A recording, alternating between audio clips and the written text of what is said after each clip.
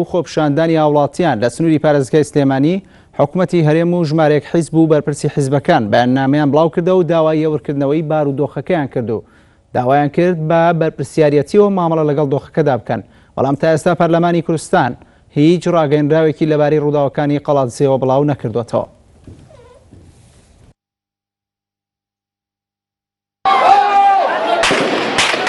دوای ئەوەی ئێوارەی 9 تشرینی یەکەم لە قەزای قەڵاتزێ لە سنووری پارێزگای سلێمانی ژمارەیەک لە هاوڵاتیان لە بەردەم قائیمقامەتی قەڵاتزێ خۆپیشاندانیان ئەنجامدا بە مەبەستی ناڕەزایی دەربڕین لە دواکەوتنی موچە و پرسی نەسازانی لایەنە سیاسیەکانی هەرێمی کوردستان پاشماوەیەک ئاڕاستەی خۆپیشاندانەکان گۆڕا بۆ بەردەم بارەگای لیژنەی ناوچەی قەڵاتزەی پارتی دیموکراتی کوردستان و بەهۆی شەڕ و پێکدادانی پاسەوانانی ئەو بارەگایی پارتی و خۆپیشاندەرانەوە دوو خۆپیشاندەر کوژران.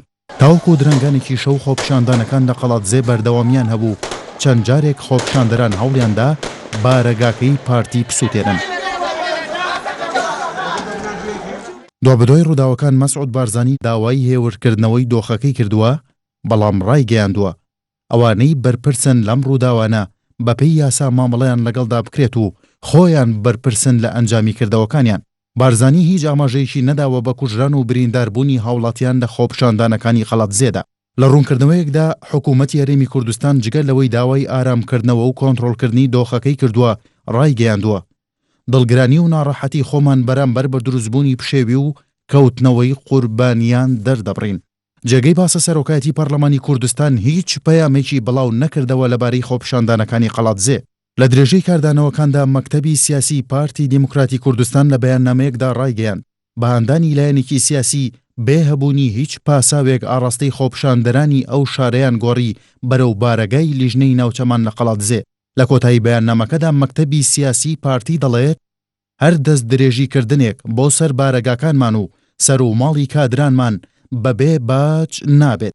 هەر لە درێژەی کاردانەوەکاندا فراکسیۆنی پارتی لە پەرلەمانی کوردستان لە بەیاننامەیەکدا بەڕوونی ئاماژەی داوە بەوەی بزوتنەوەی گۆڕان ئاڕاستەی خۆپیشاندانەکەیان گۆڕیوە و پەلاماری بارەگاکەی پارتیان داوە لە قەڵاتزێ. هەر لە بەیاننامەکەی فراکسیۆنی پارتیدا لە 3 شوێنی تردا ئاماژە بە بزوتنەوەی گۆڕان دراوە و فراکسیۆنەکە ڕای دەگەێنێت بزوتنەوەی گۆڕان ئامانجیان تەنیا خستنەوەی ئاژاوە و گرشکردنی بارودۆخی هەرێمی کوردستانە. دوابدۆی ڕووداوەکانی قەڵاتزێ جفاتی نیشتیمانی بزوتنەوەی گۆڕان کۆبوویەوە.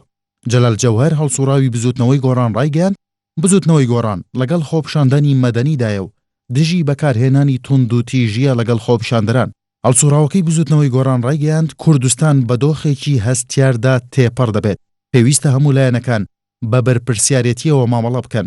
جیاواز لە کاردانەوەی لایەنەکانی تر لە پەیامێکدا کۆسرەت ڕەسوڵ عەلی جێگری یەکەمی سکرتێری گشتی یەکێتی نیشتیمانی کوردستان داوا لە کەسی یەکەمی هەموو لایەنە سیاسیەکان دەکات بەڕاستی بێنە مەیدان بۆ چارەسەرکردنی کێشەکان.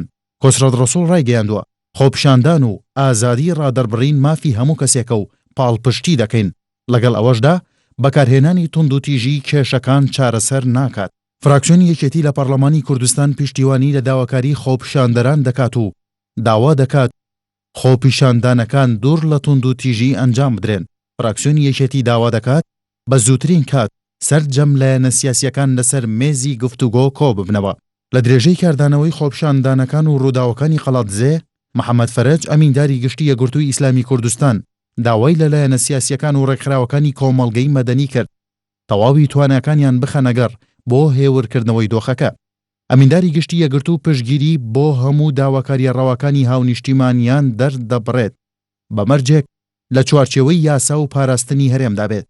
لە درێژەی کاردانەوەکاندا ئەنجومەنی سیاسی کۆمەڵی ئیسلامی کوردستان لە بەیاننامەیەکدا پشتیوانی خواستی ڕەوای خۆپیشاندەران دەکات و داواکارە هەرچی زووترە حکوومەت بەدەم داوای خۆپیشاندەرانەوە بچێت.